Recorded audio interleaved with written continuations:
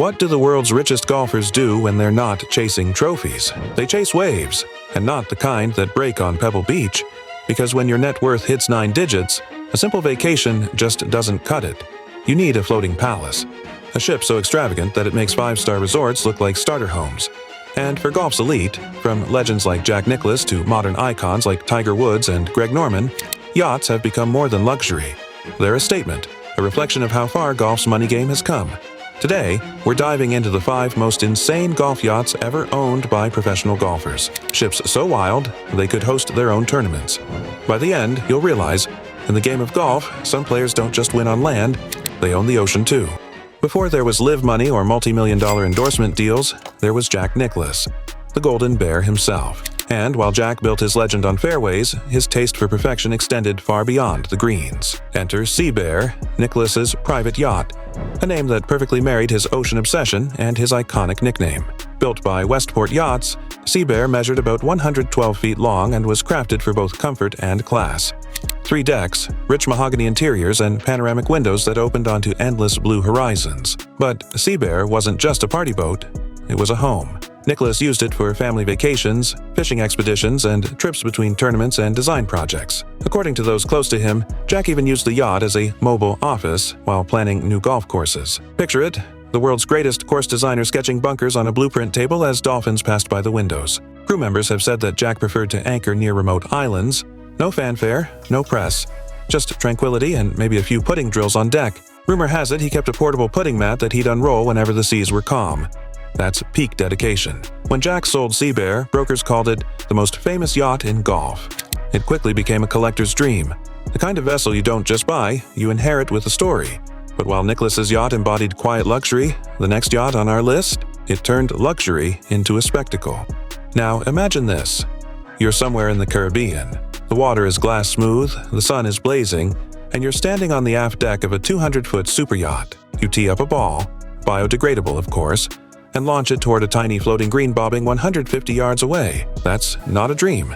That's Lady Lola. Lady Lola is one of the most legendary yachts in sports luxury because it combined 2 passions: yachting and golf. Originally owned by a golf-loving billionaire, this yacht redefined what amenities meant. It came with a detachable floating golf hole, a built-in tee box on deck, and an onboard system that automatically retrieved and replaced floating targets. Every golf shot you took literally fed the ocean.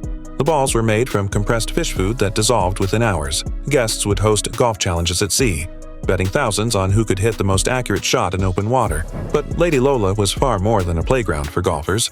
Inside, it was every bit as glamorous as the sport's biggest legends. It featured a waterfall-fed pool, a movie theater, a grand piano, and a convertible helipad that doubled as an outdoor dance floor. The yacht's fame grew so large that even Greg Norman, yes, that Greg Norman, once admitted it made his own ship look like a rowboat. That's saying something. Lady Lola's design became so influential that it inspired a wave of copycats. Yacht designers around the world began experimenting with golf-at-sea experiences, decks with tee boxes, retractable nets, and ocean-safe golf setups. But that was just the beginning. Because while Lady Lola proved golf could go maritime, the next yacht concept aimed to bring the entire game to sea. At some point, designers realized, why limit yourself to a tiny tee box when you can have an entire golf environment on board? Enter the Fairway, a jaw-dropping 344-foot super yacht concept dreamed up by British naval architects and featured in Forbes. Their idea was outrageous. A yacht designed specifically for golfers, complete with a driving range, putting greens, simulators, and caddy quarters.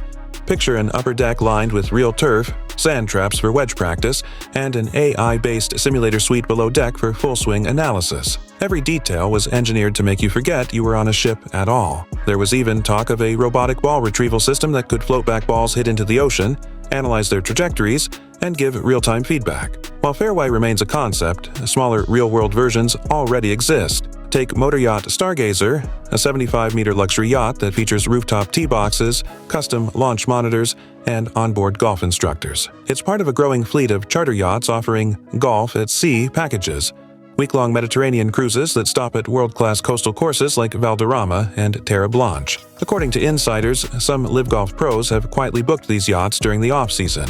Not for show, but to practice privately, away from paparazzi and PGA eyes. It's the perfect blend of luxury and secrecy. The Fairway idea changed the narrative. It wasn't just about owning a yacht anymore, it was about creating a personal golf universe that could sail anywhere. And yet, even that pales next to the king of all golf yachts. A vessel so big it made billionaires jealous. No name fits better than this one. Tiger Woods' yacht, Privacy, is both a fortress and a mystery. A 155-foot masterpiece that embodies everything about golf's most private superstar. Built by Christensen Yachts and costing around $20 million, Privacy was Tiger's answer to fame. Tiger Woods is set to take part in the U.S. Open. The golfer made headlines by parking his 155-foot yacht in the Hamptons. A way to escape the constant cameras, headlines, and scrutiny that follow him everywhere. Step inside, and you'll see why it's legendary. 5 guest cabins, a gym, a theater, a bar, a dive platform, and a crew of 9 who run the ship like clockwork. Every detail screams Tiger.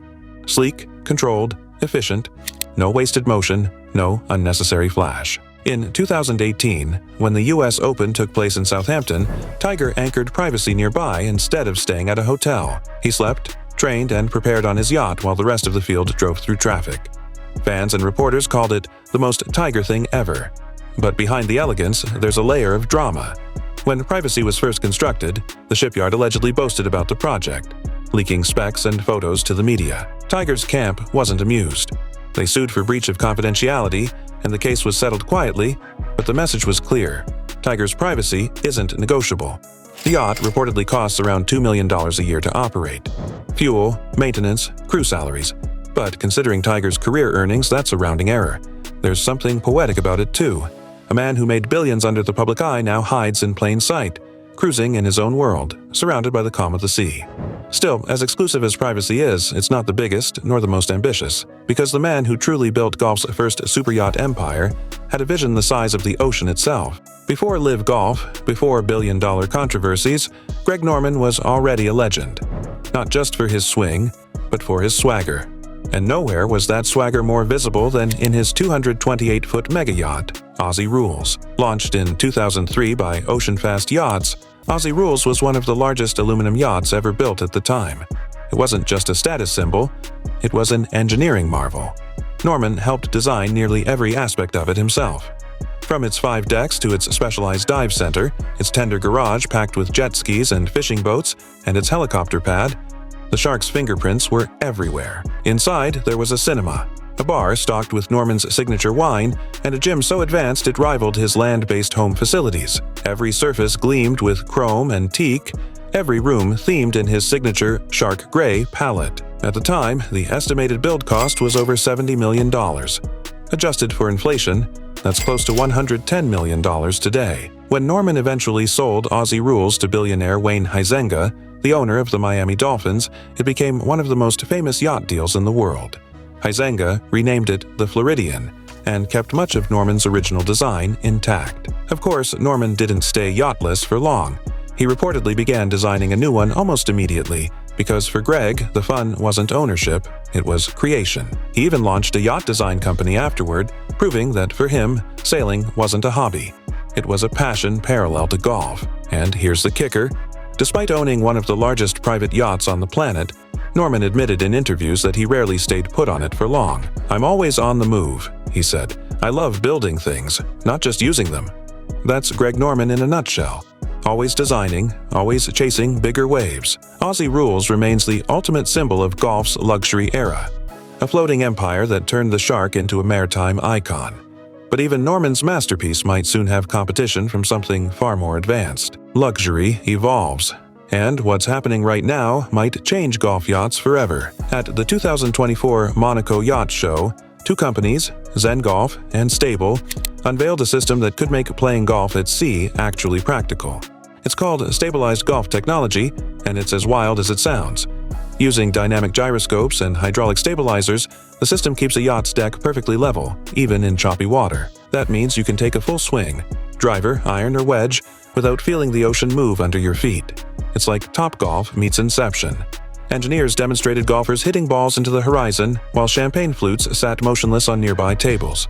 Pair that with modern golf simulators, VR practice bays, and AI swing analyzers, and the next wave of golf yachts could double as mobile training centers. There are even whispers that Live Golf organizers have discussed commissioning floating hospitality suites, hybrid vessels with simulators, lounges, and entertainment decks that could host celebrity tournaments in the Mediterranean or Dubai.